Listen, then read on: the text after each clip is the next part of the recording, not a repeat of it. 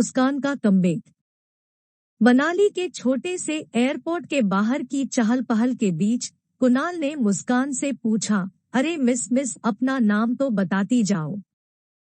इसे सुनकर मुस्कान ने कुणाल को देखते हुए अपनी आंखों से काला चश्मा निकाला और बड़े ही तेज और कटीली नजर से कुणाल को देखते हुए बिना किसी भी हाव भाव से धीरे से कहा, मुस्कान गुलेरिया। कुणाल ये सुनकर दंग रह गया। वो कंफ्यूजन में खड़ा सोच रहा था कि इस खूबसूरत लड़की ने अपना नाम मुस्कान क्यों बताया होगा।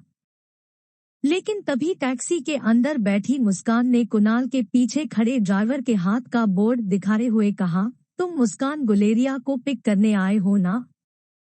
अब तक कुणाल भी मुस्कान के नाम वाले बोर्ड को देख चुका था। उसने सोचा कि टैक्सी में बैठी लड़की बस वो बोर्ड पर लिखा नाम पढ़ रही थी।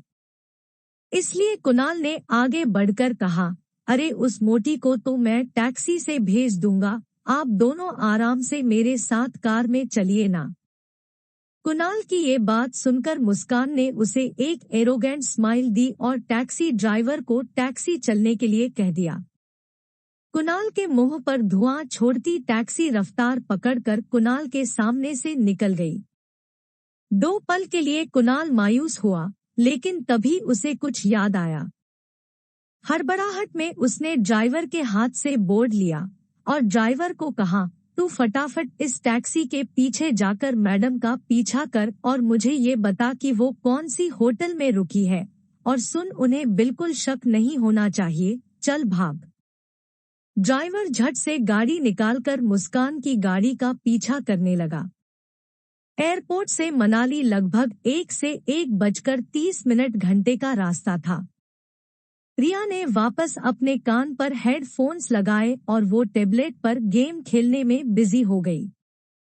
वैसे रिया को देखकर कोई ये नहीं कह सकता था कि वो एक लड़की है।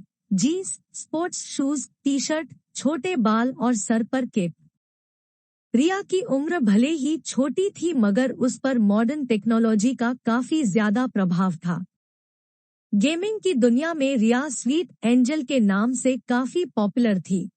रिया को गेम खेलते हुए देख मुस्कान सोच रही थी कि पता नहीं रिया को मनाली लाकर उसने सही काम किया था या गलत। मोबाइल की रिंग से मुस्कान अपने ख्यालों से बाहर आई तो उसने देखा कि उसके पापा गौतम बार बार मुस्कान के फोन पर कॉल किए जा रहे था। मुस्कान ने बिना फोन उठाए अपने मोबाइल को साइलेंट मोड पर किया और आंखें बंद करके बैठी रही, मानो जैसे वो आने वाले तूफान के लिए खुद को मन ही मन तैयार कर रही हो। अगले 1 घंटे में मुस्कान की टैक्सी मनाली की सबसे बड़ी 5 स्टार होटल पैराडाइज इंटरनेशनल में दाखिल हुई, लेकिन उसका पीछा कर रहे राजू को होटल के मेन गेट पर ही रोक दिया गया। होटल का बेल बॉय मुस्कान का इंतजार पहले से कर रहा था। मुस्कान के आते ही बेल बॉय उसका सामान लेकर उसे लिफ्ट की ओर ले गया। होटल का प्रीमियम फर्नीचर, आकर्षित एम्बियंस और वेलकमिंग स्टाफ को देखकर समझ में आ रहा था कि क्यों देश विदेश से आए टूरिस्ट मनाली की इस शानदार होटल में रुकना पसंद करते थे। बेल बॉय ने मुस्कान को लिफ्ट की तरफ ले जाते हुए बोला कि उसका बुकिंग प्रेसिडेंशियल स्वीट में है, जो होटल के टॉप फ्लोर पर है। लिफ्ट में दाखिल होते ही बेल बॉय ने 24वें फ्लोर का बटन दबाकर मुस्कान से कहा, मैडम, इस टॉप फ्लोर पर सिर्फ 2 ही अपार्टमेंट्स हैं, एक आपका और दूसरा हमारे होटल के मालिक मिस्टर रोहित मारवा का। वो अपने बेटे और छोटे भाई के साथ यही रहते हैं। कुछ ही पल में लिफ्ट 24वें माले पर पहुंच गई थी। लिफ्ट का दरवाजा खुलते ही मुस्कान ने देखा कि यह फ्लोर होटल के बाकी फ्लोर से ज्यादा सुकून वाला था, इतना सुकून जितना मुस्कान ने शायद अपने घर में भी महसूस ना किया हो। मुस्कान के रूम के पास जाकर बेल बॉय ने कार्ड से दरवाजा अनलॉक किया। वो कार्ड मुस्कान के हाथ में देकर और सामान वहीं छोड़कर चला गया। रिया अभी भी गेम खेलने में बिजी थी। मुस्कान रिया को रूम के अंदर लेकर आई और उसने रूम का दरवाजा बंद किया। प्रेसिडेंशियल स्वीट एक काफी लग्जरी अपार्टमेंट था, मॉडर्न और कंफर्टेबल बेडरूम, एक शानदार लिविंग एरिया और बड़ी सी बालकनी जहां से पूरा मनाली का नजारा दिखाई दे रहा था। ये प्रेसिडेंशियल स्वीट हर कोई अफोर्ड नहीं कर सकता था, क्योंकि कमरे का दिन का किराया 25,000 था। मगर वर्ल्ड फेमस न्यूरो सर्जन डॉ. अमृता उर्फ मुस्कान को इससे क्या फर्क पड़ने वाला था। थोड़ी देर नई जगह का आनंद उठाने के बाद रिया थककर बिस्तर पर सो गई थी। मुस्कान प्यार से उसे चद्दर ओढ़ा रही थी। तभी उसका फोन वाइब्रेट हुआ। मुस्कान ने देखा कि उसके पापा गौतम का फोन आ रहा था। मुस्कान की आवाज से कहीं रिया जाग ना जाए, इसलिए हड़बड़ाहट में मुस्कान बेडरूम से बाहर आकर बेडरूम का दरवाजा बंद करके फोन उठाई। जैसे ही मुस्कान ने फोन उठाया, गौतम ने गुस्से से तिलमिलाकर कहा, Muskaan, what kind of behaviour is this? Kunal 2 घंटे तक एयरपोर्ट पर तुम्हारा इंतजार कर रहा था। तुम उसके साथ आई क्यों नहीं? कहाँ हो तुम? इस पर बड़े ही शांत अंदाज से मुस्कान ने अपने पापा से कहा, बस आ रही हूँ मैं। ये कहते ही मुस्कान ने फोन काट दिया। न जाने क्यों, लेकिन मुस्कान काफी डिस्टर्ब हो गई थी। गौतम ने बचपन से लेकर आज तक मुस्कान के साथ चाहे जैसा भी व्यवहार किया हो, आखिर वो थे तो मुस्कान के पापा ही, जिनसे मुस्कान 6 साल बाद मिलने वाली थी। मुस्कान ने कुछ सोचकर होटल रूम को बाहर से लॉक किया और वो होटल की लॉबी में लिफ्ट के पास आकर लिफ्ट के आने का इंतजार करने लगी। तभी मुस्कान के फोन पर उसकी असिस्टेंट राजलक्ष्मी का फोन आया। मुस्कान ने फोन पिक किया तो राजलक्ष्मी ने मुस्कान का हाल पूछते हुए कहा, मैडम, आशा करती हूँ आपकी फ्लाइट सेफ और कंफर्टेबल थी और आपकी नींद भी पूरी हुई होगी। याद है ना, आपको रोज कंपल्सरी 8 घंटे सोना ही है।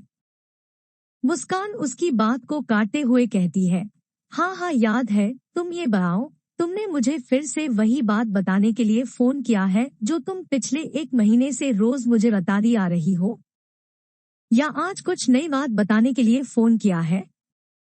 राजलक्ष्मी थोड़ा हिचकिचाते हुए बोली, अरे मैडम, वो फिर से वो बिजनेस टाइकून रोहित मारवा का मेल आया है। वो अपनी दादी माँ का इलाज देश की सबसे बड़ी न्यूरो सर्जन डॉक्टर अमृता यानी कि आपके पास करवाना चाहते हैं। इस वक्त वो मनाली में ही है और आप भी मनाली में हैं। तो मैंने सोचा क्या मैं अपॉइंटमेंट फिक्स कर दूं, लेकिन तभी मुस्कान ने कड़क शब्दों में कहा, बिल्कुल नहीं। ये बड़े लोग अपने बड़े बुजुर्गों की चिंता का सिर्फ ढोंग करते हैं। इनका असली मकसद तो कुछ और ही होता है, बुजुर्गों की प्रॉपर्टी, बिजनेस या और कुछ। हमें इन लोगों से दूर ही रहना चाहिए। और वैसे भी मनाली आने के पीछे मेरा मकसद कुछ और है। उस मकसद से मैं अपना ध्यान नहीं भटकाना चाहती। और हाँ राजलक्ष्मी, ये मत भूलो कि मैं इस वक्त ऑफिशियल लीव पर हूँ। राजलक्ष्मी मुस्कान की असिस्टेंट ही नहीं बल्कि उसकी दोस्त भी थी, इसलिए उसने मुस्कान का मूड लाइट करते हुए कहा, okay hmm, as you wish. मगर एक बात बता दूं, मैंने सुना है ये रोहित मारवा की पर्सनालिटी काफी डेशिंग है, टॉल, डार्क, हैंडसम, और हाँ, इतनी सी उम्र में इतना बड़ा बिजनेस टाइकून। देश की काफी लड़कियां उनसे सिर्फ बात करने को मर मिटने को तैयार होती हैं। और आप हैं कि रोहित आपसे खुद मिलना चाहता है और आप उसे अवॉइड कर रही हैं। अगर लाइफ में थोड़ा सा रोमांस आ ही जाता है तो इसमें नुकसान क्या है? बाकी आपकी मर्जी, सोच लो। रोहित का फोटो भेजूंगी। मुस्कान समझ गई थी कि राजलक्ष्मी अब उसकी टांग खींच रही थी। तभी मुस्कान ने लिफ्ट को ऊपर आता देख राजलक्ष्मी से जल्दी जल्दी में कहा कि अगर ऐसा है तो तुम एक काम करो, तुम ही उसे डॉक्टर अमृता बनकर मिल लो। वैसे भी यहाँ डॉक्टर अमृता को चेहरे से कोई नहीं जानता, यहाँ तो मैं सिर्फ मुस्कान गुलेरिया हूँ। अब चलो, फोन रखो। लेकिन राजलक्ष्मी ने भी जल्दी जल्दी में बोला, ठीक है, I hope you enjoy your vacation. और हाँ, रोहित की फोटो भेजूंगी, एक बार देख जरूर लेना। इसके पहले कि राजलक्ष्मी अपनी बार पूरी कर पाती, मुस्कान हंसते हुए फोन काट देती है। लेकिन इसके पहले कि मुस्कान लिफ्ट के अंदर जा पाती, लिफ्ट वापस बंद होकर नीचे चली जाती है। तभी मुस्कान को लगा जैसे मानो उसके पीछे कोई खड़ा हो। मुस्कान ने जैसे ही पीछे मुड़कर देखा तो वो हैरान हो गई। पीछे रिया खड़ी थी, उसका चेहरा कुछ उखड़ा हुआ था और वो बस मुस्कान को एकटक देखे जा रही थी। मुस्कान को लगा कि रिया नींद से अचानक उठ गई होगी और जब उसने मुस्कान को पास नहीं देखा होगा इसलिए ऐसे खड़ी होगी। इसलिए मुस्कान ने नीचे झुककर प्यार से रिया के दोनों गालों पर किस किया और बोली, मम्मा जल्दी वापस आ जाएगी और आते वक्त तुम्हारी फेवरेट चॉकलेट आइसक्रीम लेकर आएगी। ठीक है, चलो अब जाओ कमरे में और आराम करो या तो अपना फेवरेट वीडियो गेम खेलो। तभी वापस लिफ्ट आ चुकी थी, लिफ्ट का दरवाजा खुला और मुस्कान लिफ्ट के अंदर चली गई। अंदर जाकर मुस्कान ने रिया से फिर एक बार कहा, सीधे रूम में चले जाना, हाँ mama will miss you and mama loves you. Lift का दरवाजा बंद हो गया और लिफ्ट नीचे जाने लगी। बाहर जाने की जल्दी में मुस्कान एक बात भूल रही थी कि उसने अपने कमरे का दरवाजा बाहर से बंद किया था। फिर भी रिया रूम में बाहर कैसे आ गई थी? मुस्कान की लिफ्ट के नीचे जाते ही मुस्कान के रूम के सामने वाले रूम का दरवाजा खुला और उसमें से एक 26 से 27 साल का हैंडसम आदमी बाहर आया। ब्लैक चमकीले leather shoes, black trousers, white shirt और ब्लैक ब्लेजर। किसी रियासत के राजकुमार से बिल्कुल कम नहीं लग रहा था वो आदमी, और लगे भी क्यों नहीं, क्योंकि ये आदमी था मारवा इंडस्ट्रीज का सीईओ रोहित मारवा। रोहित अपने कमरे से निकला और लिफ्ट के पास खड़े बच्चे की तरफ बढ़ते हुए और उस बच्चे को डांटते हुए रोहित ने कहा, बेटा कितनी बार कहा है तुम्हें कि ऐसे ही बिना बताए कमरे से बाहर मत निकला करो, तुम मेरी बात सुनते क्यों नहीं आर्यन? आर्यन? जिस लड़की को रिया समझकर अभी कुछ ही पल पहले मुस्कान ने बात की थी, उसी बच्चे को रोहित किसी दूसरे नाम से पुकार रहा था। लेकिन सच बात वो यही थी कि वो बच्चा रिया नहीं बल्कि आर्यन था।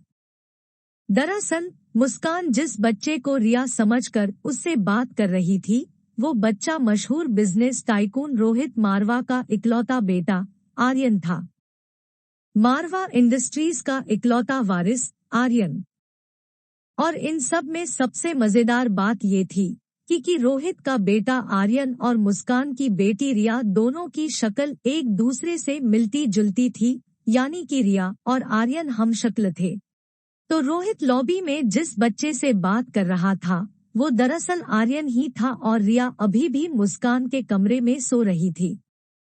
रोहित आर्यन से बात कर रहा था लेकिन आर्यन की नजरें अभी भी लिफ्ट के दरवाजे पर जमी हुई थी। आर्यन की गोल मटोल आंखें और खूबसूरत मासूम सा चेहरा देखकर ऐसा महसूस होता था जैसे उसने अभी अभी आकाश से उतरता हुआ टिमटिमाता तारा देख लिया हो। रोहित ने पीछे से फिर से आर्यन को आवाज देते हुए कहा, आर्यन ध्यान कहाँ है तुम्हारा?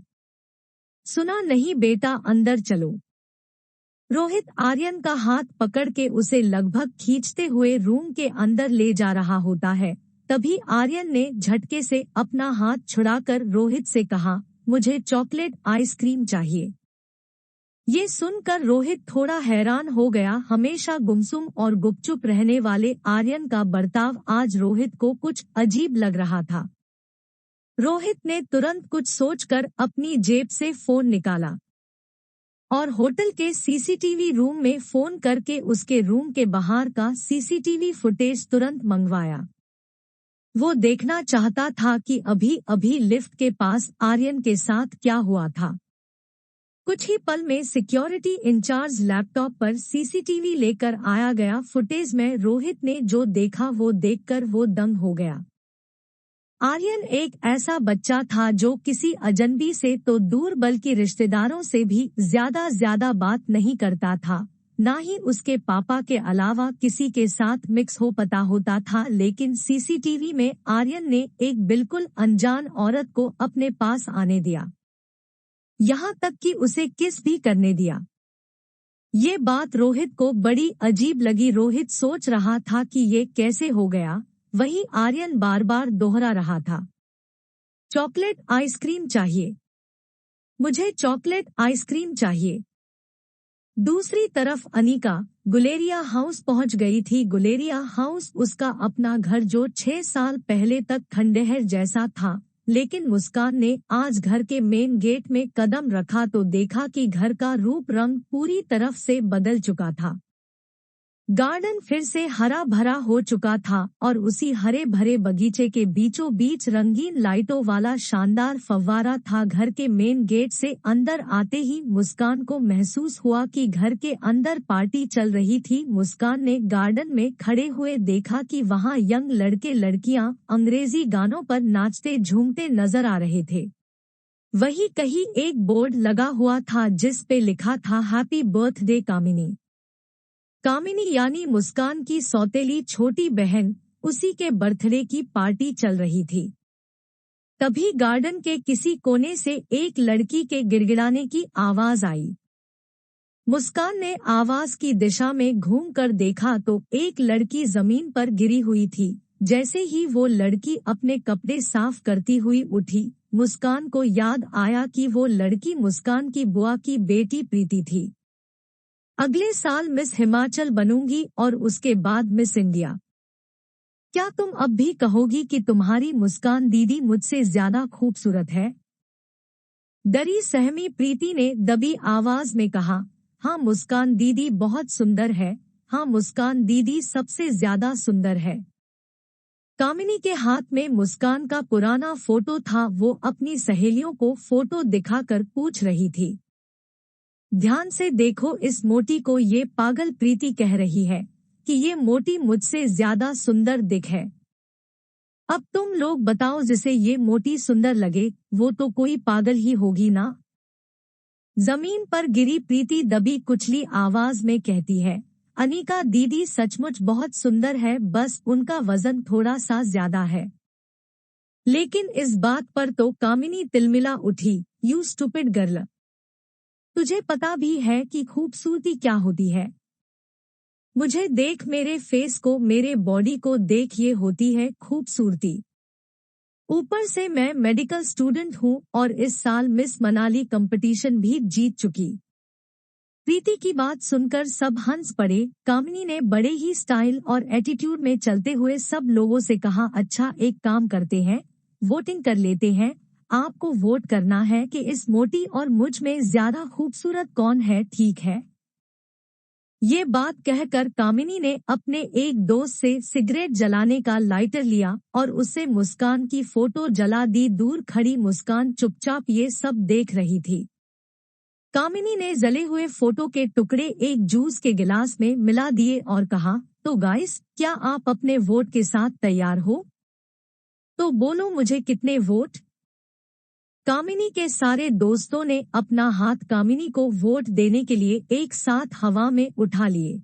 बेचारी प्रीति, सारे वोट तो मुझे ही मिल गए, तुम तो हार गई। चलो कोई बात नहीं, अब हार गई हो तो तुम्हें सजा भी मिलेगी ना। तो तुम्हारी सजा ये है कि तुम्हारी इस खूबसूरत मोटी दीदी के जले हुए फोटो की राख को मैंने इस जूस के गिलास में मिला दिया है। तुम्हें बस ये जूस पीना है। लेकिन जैसे ही प्रीति ने उस जूस को पीने से मना किया, कामिनी ने प्रीति के मुंह को अपने हाथ से पकड़कर उसके गालों को दबाया और कामिनी ने प्रीति को जबरदस्ती वो जूस पिलाने की कोशिश की। लेकिन इसके पहले कि वो प्रीति के मुंह में जूस डाल पाती, ऐन वक्त पर एक हाथ आकर बीच में कामिनी का हाथ पकड़कर उसे रोक लेता है।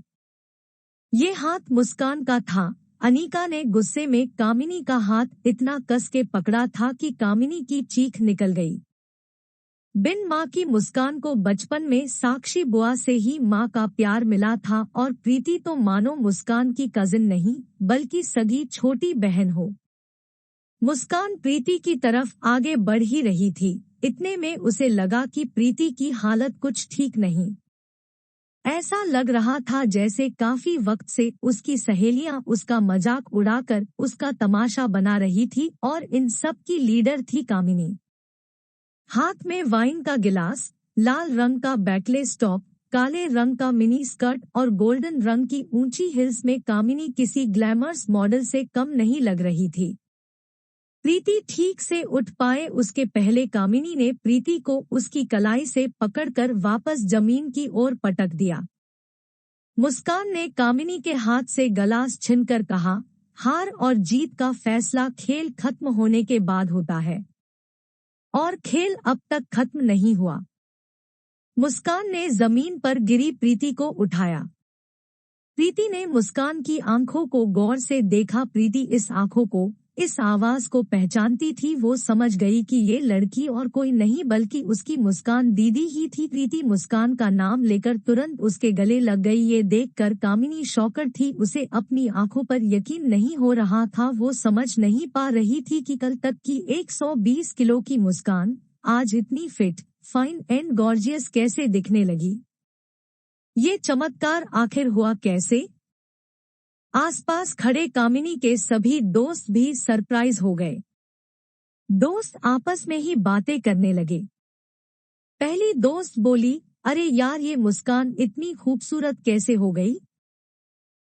दूसरी दोस्त ने कहा, ये तो किसी फिल्म की हीरोइन जैसी लगती है। दूसरा दोस्त बोला, my God she looks so gorgeous.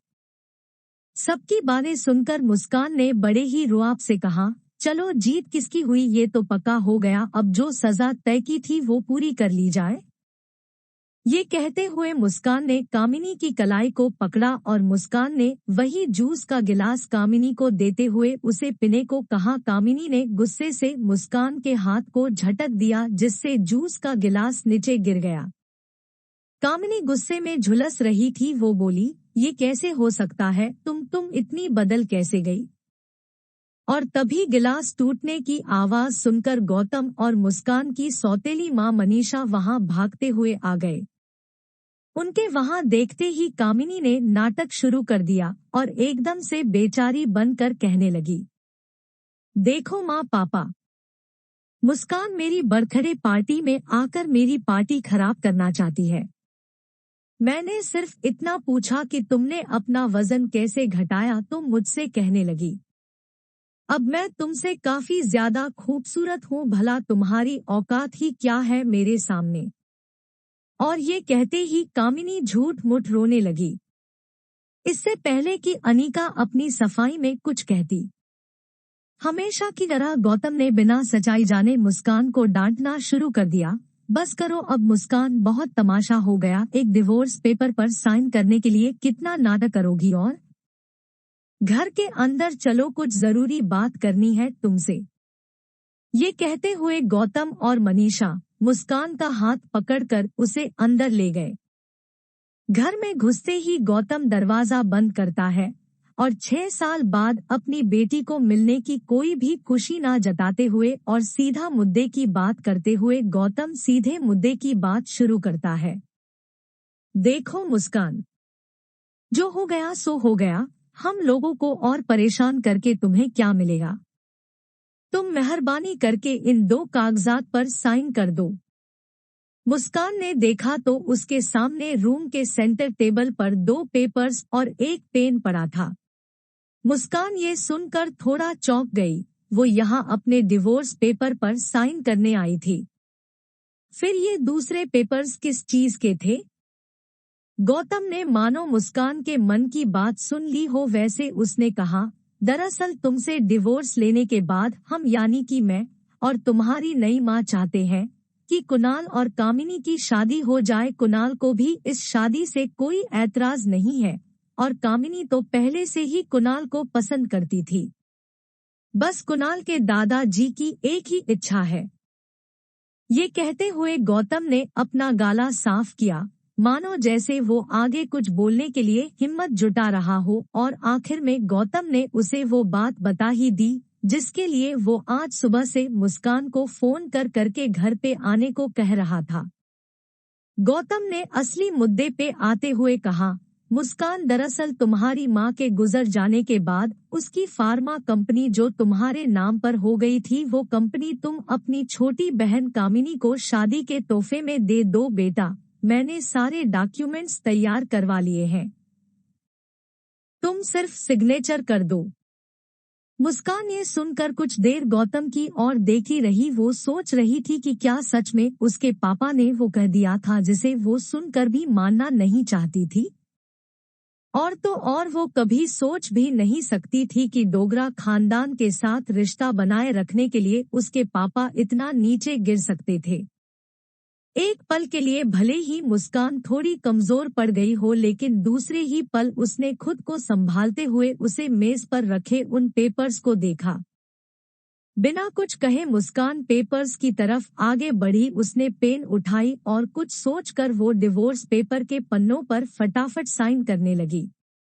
Gautam और मनीषा ने ये देखकर थोड़ी राहत की सांस ली। उनको लगा कि मुस्कान सब कागज पर साइन करने को मान गई, लेकिन तलाक के पेपर्स पर साइन करने के बाद उसने धीरे से अपनी माँ की कंपनी के कागजात उठाए और बोली, अपना कहने को इस दुनिया में इस कंपनी के अलावा कुछ नहीं है मेरे पास। माफ कीजिएगा लेकिन ये कंपनी मैं आपको नहीं दे सकती। मुस्कान बड़ी ही शालीनता से मना करके सीधा वहां से निकल जाती है। गौतम और मनीषा को यकीन नहीं हो रहा था कि मुस्कान, जो आज तक उसके पापा की हर एक बात चुपचाप मान लेती थी, उसने आज उनकी बात मानने से साफ मना कर दिया था। मुस्कान की सौतेली माँ मनीषा भागकर मुस्कान के पीछे जाती है और उसे रोकते हुए बोली, क्यों हमें बर्बाद करने पर तुली हो मुस्कान?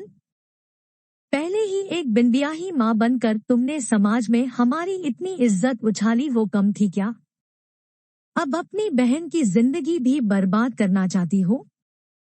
मनीषा की बातों को अनसुना करते हुए मुस्कान घर के मेन गेट से बाहर निकलने ही वाली थी कि तभी कामिनी उसके सामने आ खड़ी हुई और बोली, तुम्हें क्या लगा तुम वो कंपनी मेरे नाम नहीं करोगी तो कुणाल मुझसे शादी नहीं करेगा? वहम है ये तुम्हारा। कुणाल मुझसे शादी इसलिए करना चाहता है क्योंकि मैं उसे पसंद हूँ, ना कि तुम्हारी उस फैक्ट्री के लिए जैसे उसे तुम्हारे साथ करनी पड़ी थी। और तुम ये सब नहीं देख सकती क्योंकि तुम बचपन से ही मुझसे जलती हो। मुस्कान ने एक कटाक्ष भरी मुस्कान के साथ कामिनी से कहा, कौन किससे जलता है इसका नमूना तुम बाहर दिखा चुकी हो। और रहा सवाल बचपन का, तो तुम्हें तो आदत है मेरी हर चीज को छीनने की। मेरे लिए जो भी अच्छे कपड़े, अच्छे खिलौने, अच्छी सैंडल आती थी वो तुम ही तो रख लेती थी। लगता है अभी भी वो आदत गई नहीं तुम्हारी। जिस लड़के को मैंने डिवोर्स दिया उसी से तुम शादी करना चाहती हो तो ठीक है कर लो, कोई बात नहीं, मगर कंपनी तो मैं नहीं दे सकती। बचपन में मुस्कान का फायदा हर कोई उठा ले जाता था, लेकिन इसके बावजूद उसके मुंह से कभी चुप तक नहीं निकलती थी। शायद इसीलिए सब ने सोचा होगा कि अभी भी मुस्कान को बहला फुसलाकर, समाज का और बहन के भविष्य का वास्ता देकर बहलाकर उसका फायदा उठाया जा सकता है। लेकिन किसी को नहीं पता था कि मुस्कान का शरीर ही नहीं, उसका मन, उसके विचार, हर कुछ इन 6 सालों में बदल चुका था। आज मुस्कान को इस तरह सबके अरमानों पर पानी फेरता देख सब लोग गहरे शौक में थे। मुस्कान के मुंह से ऐसे तीखे शब्द कामिनी पहली बार सुन रही थी और अब कामिनी का पारा 7वें आसमान पर था। वो घुर्राती हुई मुस्कान से बोली, समझती क्या हो खुद को? वजन घटा लिया तो जबान भी लड़ाना सीख गई क्या? चाहे कुछ भी कह लो, मैं कल भी तुमसे ज्यादा खूबसूरत थी और मैं हमेशा तुमसे ज्यादा खूबसूरत रहूंगी। दिखने में भी तुमसे आगे और पढ़ने में भी तुमसे आगे। कुछ ही साल में डॉक्टर बन जाऊंगी। मुझ जैसी लड़की को छोड़कर कुणाल तुम्हारे पास वापस आ ही नहीं सकता। कामिनी भी नहीं जानती थी कि उसके मुंह से आखिर कुणाल की बात क्यों निकल गई थी, लेकिन उसकी इस बात पर मुस्कान ने भी मुस्कुरा कर कह दिया, तो चलो एक और शर्त लगाए। मुस्कान की ये बात सुनकर ना जाने क्यों कामिनी का कॉन्फिडेंस अचानक से थोड़ा कम हो गया, क्योंकि कहीं ना कहीं उसे हकीकत पता थी। वो मुस्कान का नया रूप भी देख चुकी थी और वो कुणाल की फितरत से वाकिफ भी थी। और तभी घर के मेन गेट के बाहर से कुणाल की आवाज आई, कहाँ गई वो मोटी, मुझे एयरपोर्ट पर 2 घंटे वेट करवाया, आज छोड़ूंगा नहीं उसे। कुणाल की ये बात सुनकर कामिनी टेंशन में आ गई, लेकिन मुस्कान वही खड़े कामिनी के सामने मुस्कुरा रही थी। दोस्तों, उम्मीद है कि आपको हमारी कहानी पसंद आ रही होगी। आगे के पार्ट्स देखने के लिए हमारे चैनल स्टोरीज वर्ल्ड को सब्सक्राइब करें और कमेंट बॉक्स में अपना सुझाव दें। धन्यवाद।